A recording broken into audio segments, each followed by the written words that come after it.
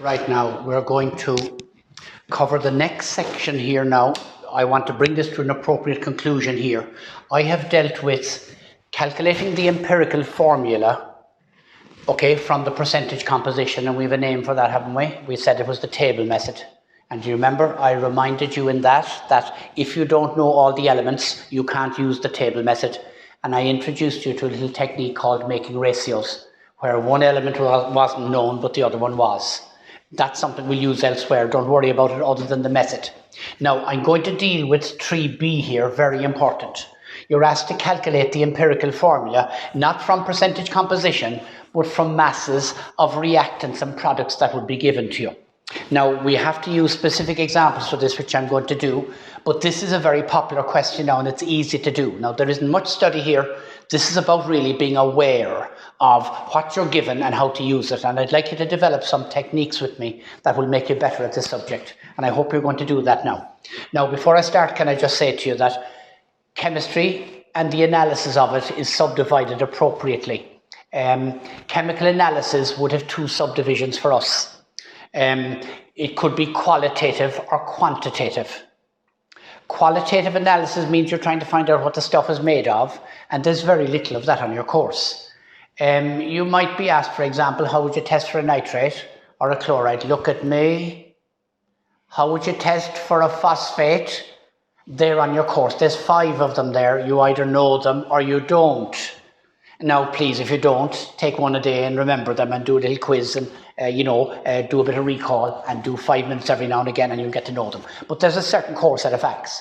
Those of you that have been in my classes will know that if you know the recipe for something, you can make it. You need to know what stuff you need to get and what you need to do with it. It's the same with this. How you test for a nitrate, by the way, is you would mix it with the nitrate solution with iron 2 sulfate. And you make up a colourless liquid with the two of them, mix it up in a test tube, and you pour concentrated sulfuric acid down the side of the test tube, and you get a brown ring. And that's 1 of 5 tests. I'm only mentioning that to you, and that's called qualitative. You're determining the quality of the substance, and all forensic scientists spend their life doing qualitative stuff. They're trying to identify the stuff they're working with, okay? Very good. Quantitative is the other side. You're at how much. Now, quantitative analysis, there's a lot of it in Leaving Cert, particularly one branch of it. Quantitative analysis could be broken into 2 subdivisions. One is called volumetric analysis because you're measuring volumes accurately, and the other is called gravimetric. It's based on weighings.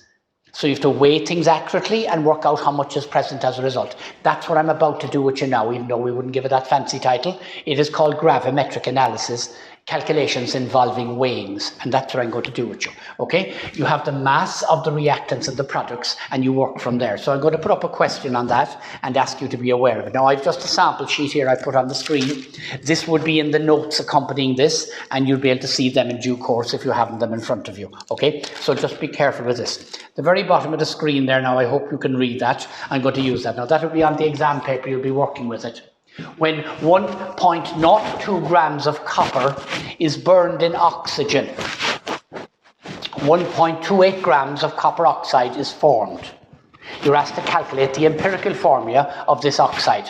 And by the way, if you have the empirical formula, you're very close to getting the rest, getting the molecular formula as well, but that's the thing initially. Getting the empirical formula from masses of reactants and products, okay? So watch me now put the equation together for you. There's copper. And you're going to burn it. Burn it means you're going to combine it with oxygen in the air, and that reaction usually has to occur at high temperature. Very good.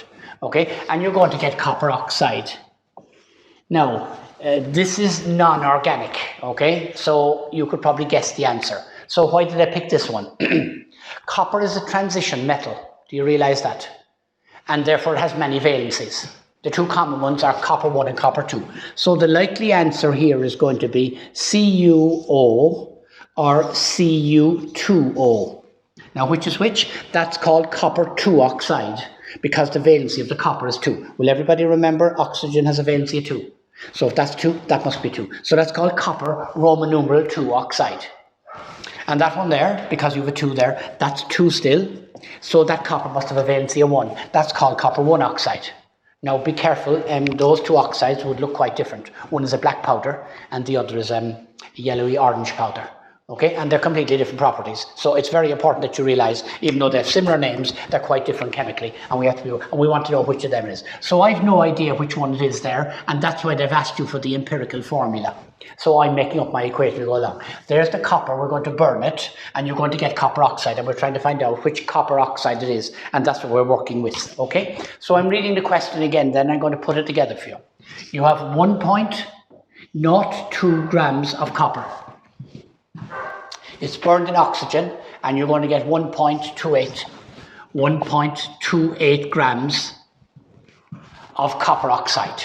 Now, we can come to certain conclusions just from that information. Calculate the empirical formula of the oxide. Now, I'm asking you the question now, given that in the King's English or through the Cúpla Focal, are you able to put that together? And I'm saying it to you now, that's all I want you to do. We don't know the amounts present. I can't balance it because I don't know what X and Y is. My task is to find out X and Y based on two weighings now that I've been given. Now, will you watch me, please?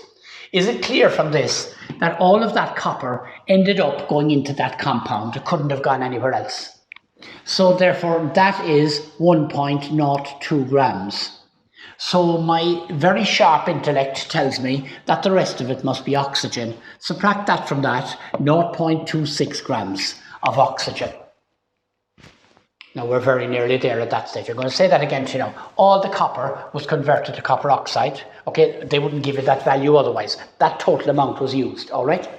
We'll be talking about that in the next unit, very important. It's called the limiting reagent, but don't worry about that.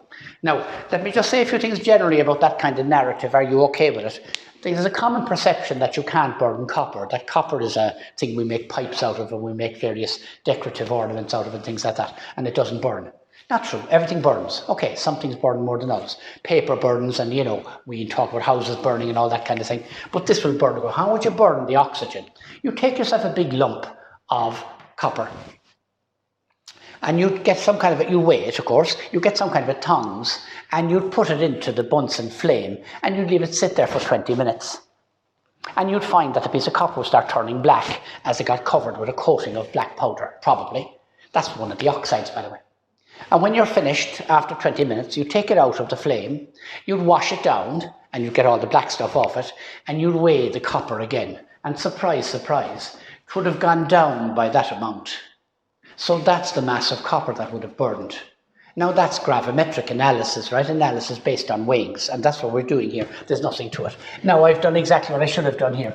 All the copper ended up in here, so the rest of the oxygen must be 0.2. So we have the mass of two named elements, which makes our task very easy.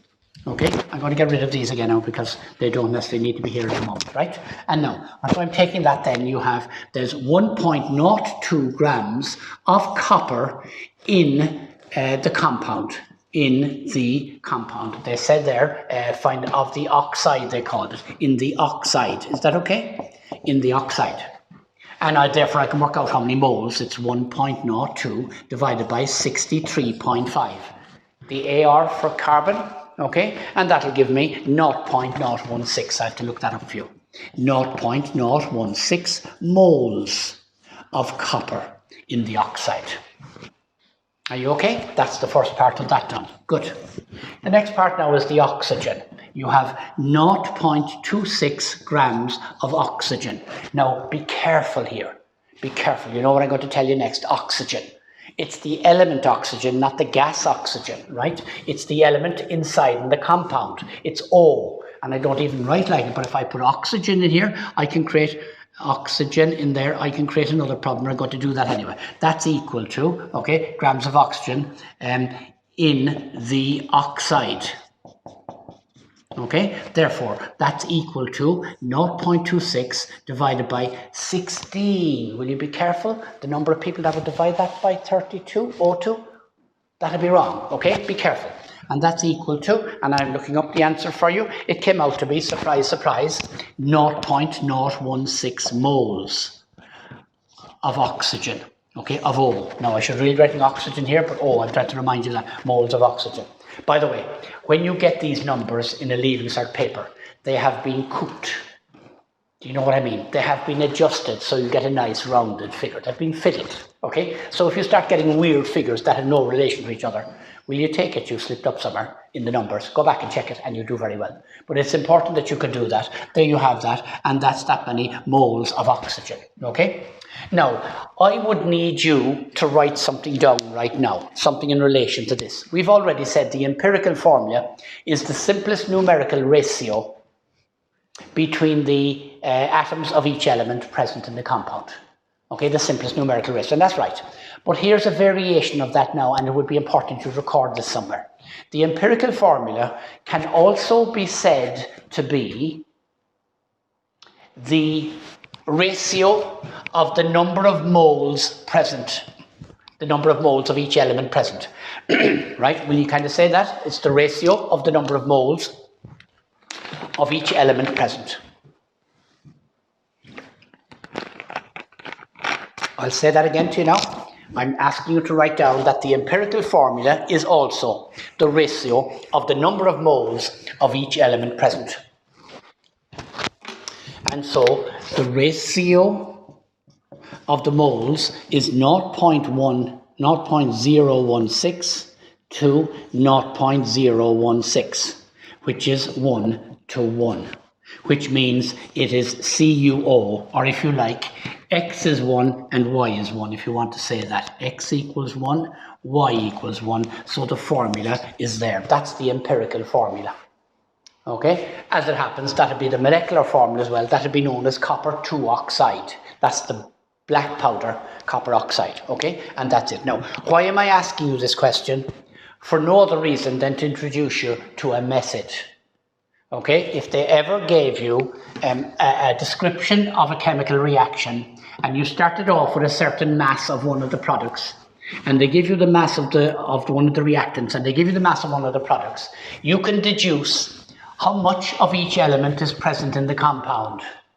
And therefore, you can work out the number of moles of each, and the ratio between the number of moles is in fact the empirical formula. That's very good now. That's very important that you'll be able to deal with that. The ratio is 1 to 1. Now, if that came out as 0.032, you understand you have a ratio of 1 to 2. And therefore, that's what you'll be looking for there. Now, if you're working with my notes, there's several other questions in that. Another one there now with copper iodide. Copper and iodine give you a copper iodide. And there's one there with a carbonate, but I don't really need to, at this stage, don't be going into a lot of these questions. It is best that you stay with this for the moment, just to make sure you're going to get it right, okay? Because you could have issues there with that, okay? And I've gone through that and I hope it's okay. Now that's that part of it done. I'm going to do one further question and I'll bring this to an appropriate conclusion, because the next section will involve now reacting masses, which is a major section with much bigger allocation of marks, and we'd have to work our way through that, okay? Now, let me just take this, please. What I'm going to do with you is I'm going to give you the last question I have in the notes here, just on this category, is as follows, and I'd like you to follow it up if you will, please. I'm calling it out to you now here, but you'll be aware of it anyway.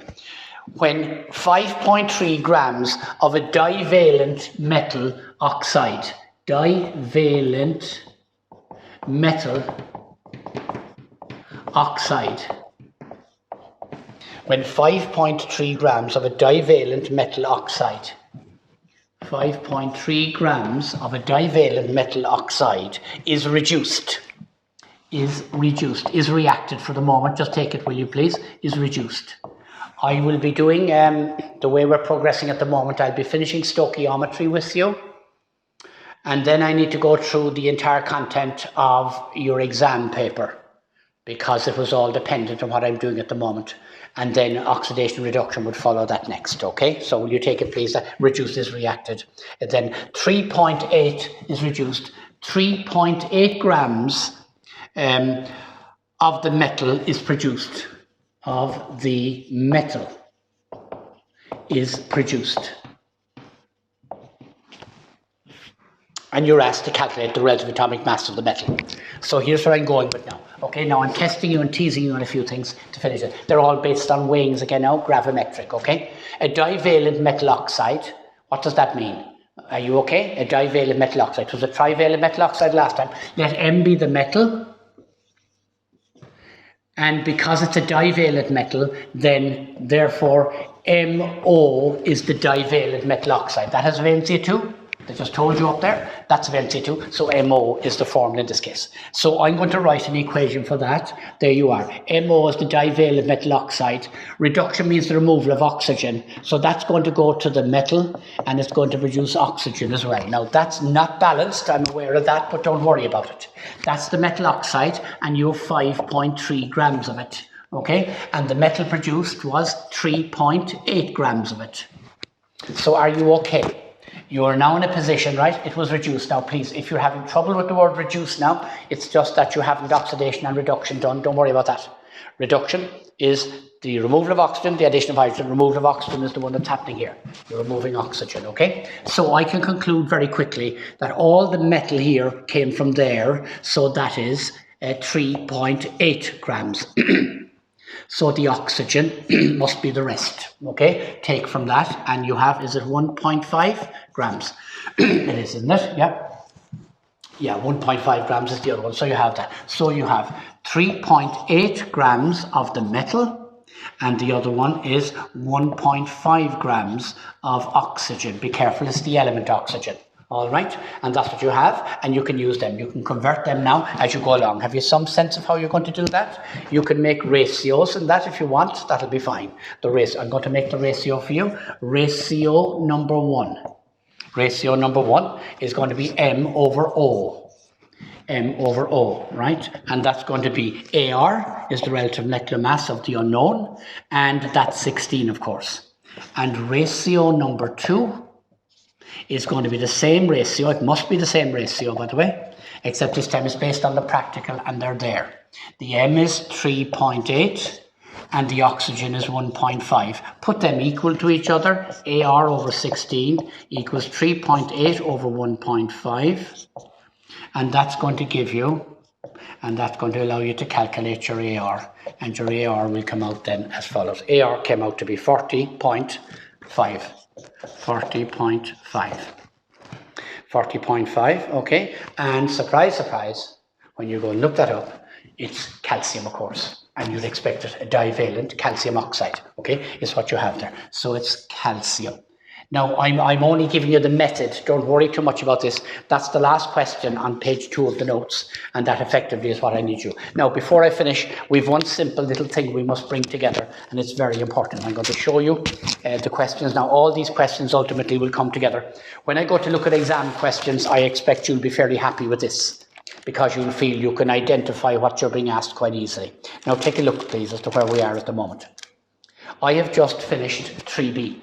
Okay, you're given masses of various types, and you have to deduce from within it as to what your ratios are. But you'll get better at that, don't worry at all. They'll all come together now in a bigger question. Now, this one I'll finish with this look. To calculate the molecular formula from the empirical formula and the MR. Now, the empirical formula could have been got from here, and the molecular formula would be given to you. So you could find out from that what the molecular formula is. Once you've got the empirical formula, you need one more bit of information before you can get the molecular formula. And so that's very important you do that. And I'm going to do that in the form of a question for you now, because we have to look at how it will be presented. You have the question done already as it happens. You've half that question done already, okay? And here's the question I'm dealing with now here, and you'll have no issue with this at all. They're on the screen for you now. There's the first part of the question. And I've segregated into 2 parts for that reason, okay? So just be aware of that. Now, what you're doing at the moment is, that's number 4 I'm doing now, okay? The compound has a relative molecular mass of 60, and you're asked what is its molecular formula. But what compound are you talking about? You're talking about the one above. Will you be aware of that, please? The one above here, this one, okay? That would come as one question. I've it divided for reasons I'll tell you in a moment, but will you just be aware, please, how we're going to work on that? It'll be fine. Now, bear with me, please. An organic compound contains 40% carbon, 6.7% hydrogen, and 53% oxygen. Find its empirical formula, and we've already found that, haven't we? The empirical formula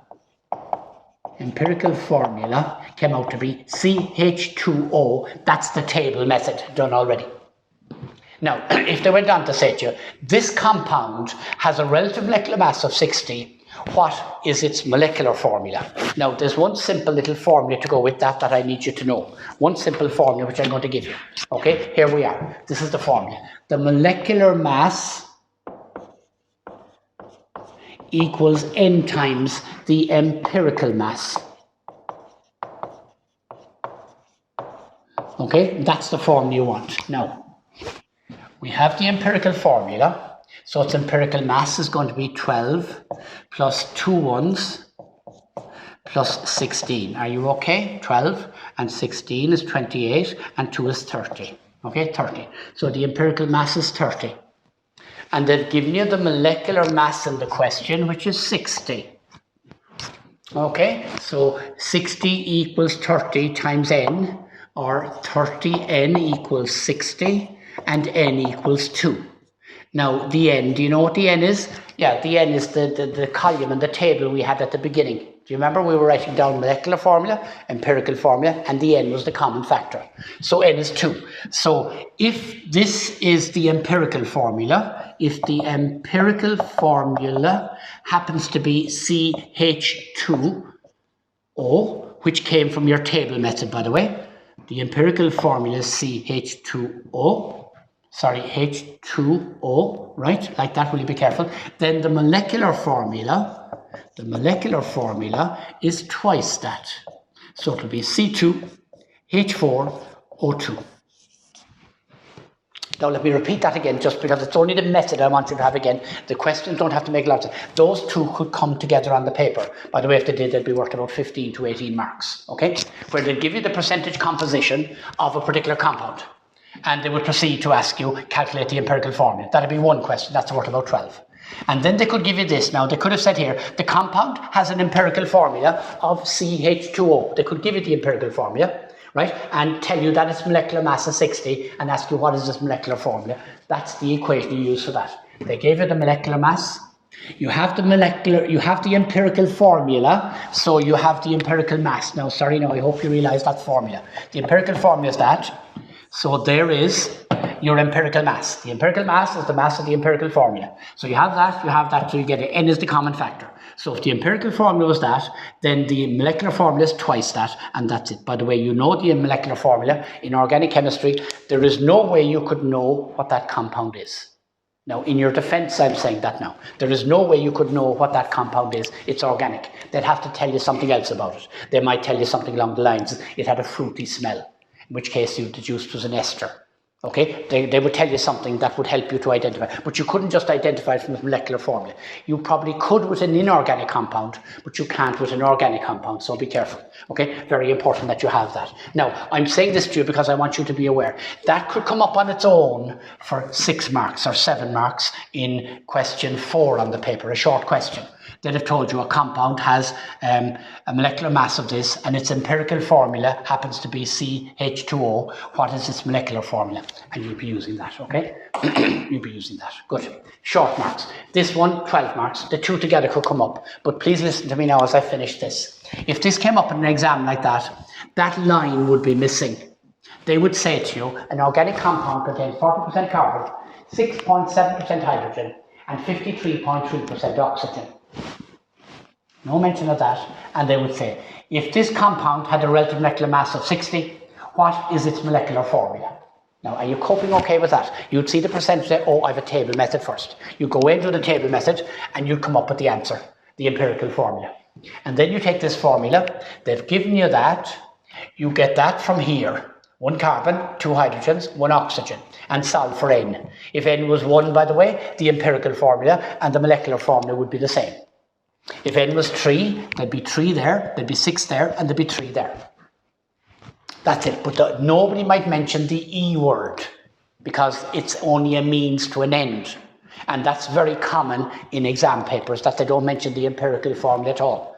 That they go straight from here, those 2 lines, and tell you the compound has a relative molecular mass of 60. What is this molecular formula? You have to have the cop on to realize, oh, this is the percentages. I have a table method to get the empirical formula. Once I have the empirical formula, I have the empirical mass. So I can get n, and if I've got n, I can get the molecular formula. Now, do you think you're on top of that? Now, would you just revise what I've done to date in stoichiometry? Because it's going to get more valuable in marks now for the subsequent sections. But I need you to just go that far and reinforce that. And please, methods are methods. Like you need to be able to, you have them ready so you could transfer them. And do you see the signs in the exam question that suggest when you see the 3 percentages, you know, oh, that's the table method. We met one already where you couldn't use the table method because all the elements were named. Now, really, nearly everything on the Leaving Cert paper has a structure or order to it, and you must be focused on that. That's not study now at all, that's an awareness. As you read something, you need to kind of highlight certain things, this method here, that method there, and things work out well for you. Now, in our next session, we're going to go straight into the calculations involving reacting masses. And they're much bigger questions with much bigger numbers of marks, all right?